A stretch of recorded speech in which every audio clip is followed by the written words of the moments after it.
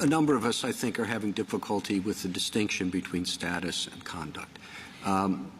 You'll acknowledge, won't you, that in those terms there's a difference between being addicted to drugs and being homeless? In other words, someone who's homeless can immediately become not homeless, right, if they find shelter. Someone who is addicted to drugs, it's not so easy. It seems to me that in Robinson, it's much easier to understand the drug addiction as an ongoing status. Well, here, I think it is different because you can move into and out of the status, as you would put it, as being homeless. Yeah. So it's interesting. We today understand addiction as an immutable status. In Robinson, the court suggested that someone might be recovered and no longer have the status of addiction.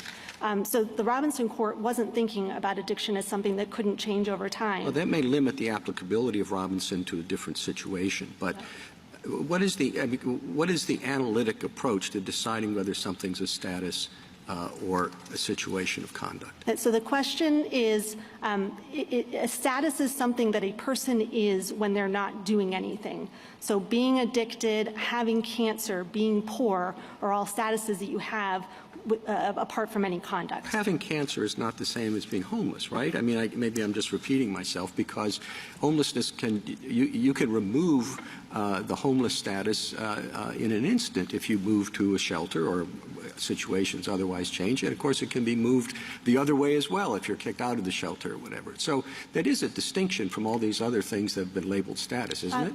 I don't think so, because, a cancer patient can go into remission. They no longer have that status. I don't think there's any question that being poor is a status. It's something you are apart from anything you do. It's a status that can change over time, and at that point you wouldn't be a part of the class. But I don't think it changes the fact that it is a status. And what Robinson found so offensive about status— Well, I guess is being a bank robber a status? No, because being a bank robber means you rob banks. So the definition and the conduct— Violating this ordinance means upon being asked to leave, you don't leave.